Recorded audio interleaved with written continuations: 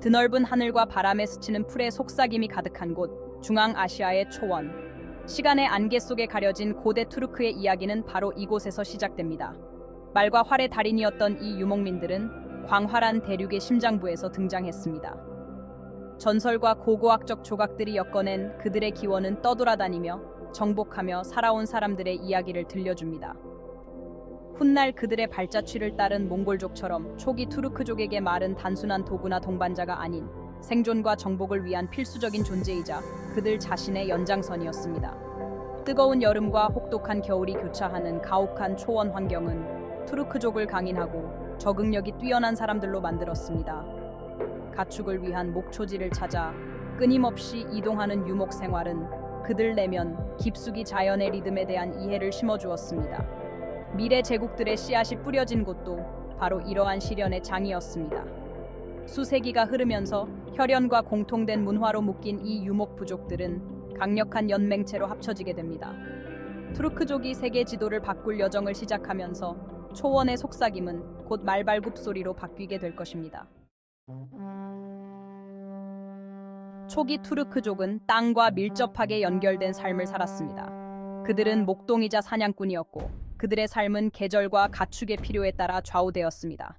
하지만 그들의 유목 생활이 조직이나 야망까지 배제한 것은 아니었습니다. 칸이 이끄는 부족 구조는 리더십과 방향을 제시했습니다. 주로 목초지 또는 수자원에 대한 분쟁으로 촉발된 부족 간의 갈등은 그들의 무예 실력을 연마했습니다. 규모는 작지만 치열하게 전개되었던 이러한 소규모 접전들은 미래 정복자들을 위한 시험의 장이 되었습니다. 서기 6세기 무렵 투르크 세계는 극적인 변화를 앞두고 있었습니다. 전쟁 중인 부족들의 분열된 환경 속에서 서쪽의 훈족 제국과 동쪽의 돌궐 제국이라는 두 개의 강력한 제국이 등장하게 됩니다. 비록 지리적으로 분리되어 있었고 종종 서로 대립하기도 했지만 이 두 제국은 공통된 유산과 놀라운 군사 조직력을 공유했습니다. 이들의 부상은 중앙아시아 역사의 새로운 시대의 시작을 알리는 신호탄이 되었고 초원의 유목 기마 민족은 세계의 기존 강국들에게 도전장을 내밀게 됩니다. 몽골의 심장부, 광활한 오르혼 계곡을 내려다보는 곳에 두 개의 웅장한 석비가 서 있습니다. 이것들은 돌궐로도 알려진 제2투르크 카가네이트의 힘과 정교함을 보여주는 증거인 오르혼 비문입니다. 돌에 새겨진 글귀들은 수세기를 거쳐 메아리치며 이 고대 사람들의 역사, 문화, 신념에 대한 귀중한 통찰력을 제공합니다. 가장 오래된 투르크 문자 중 하나인 오르혼 문자로 쓰여진 이 비문은 단순한 왕과 정복의 연대기를 넘어섭니다.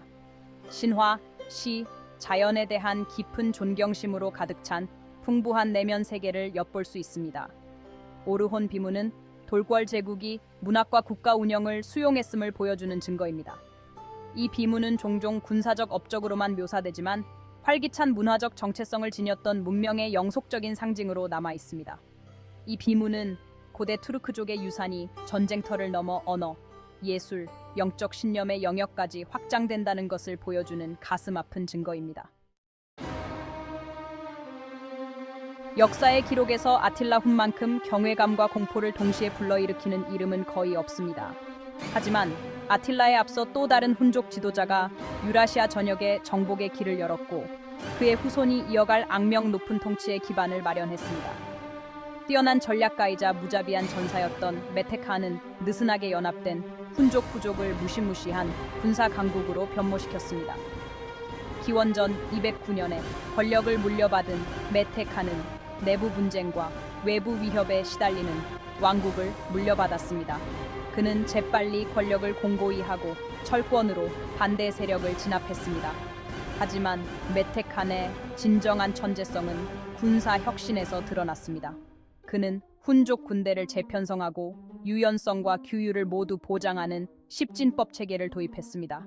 그는 말을 탄 채로 치명적인 화살을 퍼부을 수 있는 강력한 합성궁으로 전사들을 무장시켰습니다. 하지만 그를 진정으로 차별화시킨 것은 심리전에 대한 능숙함이었습니다. 메테칸은 공포의 힘을 이해하고 이를 무자비하게 이용하여 화살 한 발 쏘지 않고도 적의 사기를 꺾는 전술을 구사했습니다. 훈족 제국이 유럽 전역을 뒤흔들었을 때 동쪽에서는 또 다른 투르크 세력이 부상하고 있었습니다. 튀르크인, 즉 천상의 투르크인을 의미하는 돌궐은 서기 6세기에 중앙아시아의 분열된 정치 지형 속에서 등장했습니다. 야심찬 도민 카간과 그의 형제 이스테미가 이끄는 돌궐은 빠르게 세력을 확장하여 동쪽의 한반도에서 서쪽의 흑해까지 뻗어 있는 제국을 건설했습니다. 돌궐 제국의 중심부에는 동서양을 연결하는 고대 무역로 네트워크인 실크로드가 있었습니다. 이 대륙의 동맥과 같은 길의 전략적, 경제적 중요성을 인식한 돌궐은 실크로드에 대한 지배권을 행사하여 상인과 여행자에게 안전한 통행을 보장하는 동시에 무역 증가의 이점을 누렸습니다. 그들의 통치 아래 상품, 사상, 문화가 동서양으로 자유롭게 흘러가면서 돌궐 제국은 활기찬 문명의 교차로가 되었습니다. 실크로드에 대한 돌궐 제국의 지배는 문화 발전에 지대한 영향을 미쳤습니다. 먼 나라에서 온 상인, 학자, 선교사들은 다양한 언어, 종교, 예술적 전통을 가져왔습니다. 실용주의와 관용으로 유명했던 돌궐은 이러한 문화적 교류를 받아들여 다른 문명의 요소를 자신들의 것에 통합시켰습니다.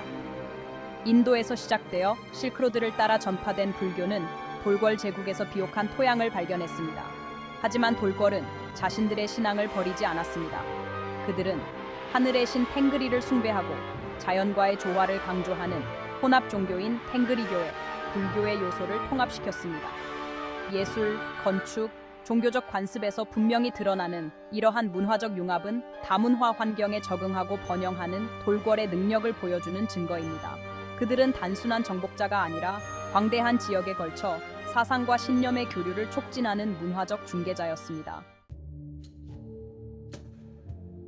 고대 투르크의 유산은 수세기를 거쳐 메아리치며 유라시아의 문화적, 언어적 지형에 지울 수 없는 흔적을 남겼습니다. 발칸반도에서 시베리아까지, 코카서스에서 인도 아대륙까지 그들의 제국의 메아리는 사용되는 언어, 계승되는 전통, 전해지는 이야기 속에서 느낄 수 있습니다. 이러한 유산이 고대 투르크 세계의 정신적 계승자인 현대 터키보다 더 분명하게 드러나는 곳은 없습니다. 투르크어족에 속하는 터키어 자체가 이 고대 유목민들의 지속적인 영향을 보여주는 증거입니다. 오늘날 이스탄불 거리에서 사용되는 단어들은 중앙아시아 초원까지 거슬러 올라갈 수 있으며 이는 현재와 먼 과거를 연결하는 언어적 다리 역할을 합니다. 말에 대한 터키 사람들의 깊은 유대감, 승매에 대한 그들의 사랑, 아틸라와 메테칸과 같은 인물에 대한 그들의 존경심은 모두 그들의 국가적 정체성을 형성하는 데 계속해서 영향을 미치고 있는 공유된 역사를 보여줍니다. 알타이 산맥에 있는 그들의 조상의 땅에서 오늘날의 중심지인 아나톨리아까지 투르크인들의 여정은 그들의 회복력, 적응력, 불굴의 정신을 보여주는 증거입니다. 승리와 고난이 모두 새겨진 수세기와 대륙을 아우르는 여정입니다. 서부 투르크 부족인 오우즈의 후손인 셀주크 투르크는 이 서쪽으로의 이동에서 중추적인 역할을 했습니다. 11세기의 알프 아르슬란의 지휘 아래 그들은 역사의 흐름을 영원히 바꿀 일련의 정복 전쟁을 시작했습니다.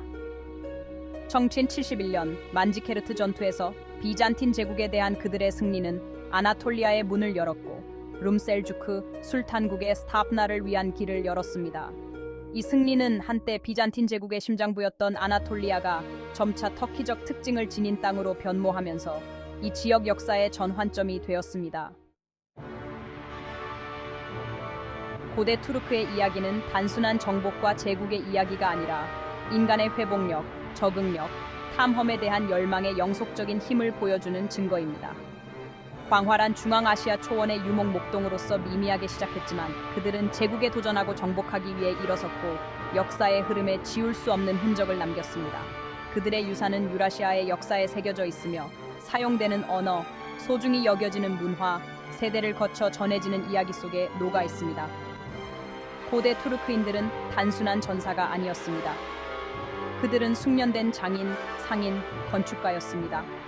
그들은 예술과 과학의 후원자였으며 어디에서 발견하든 지식과 혁신을 수용했습니다.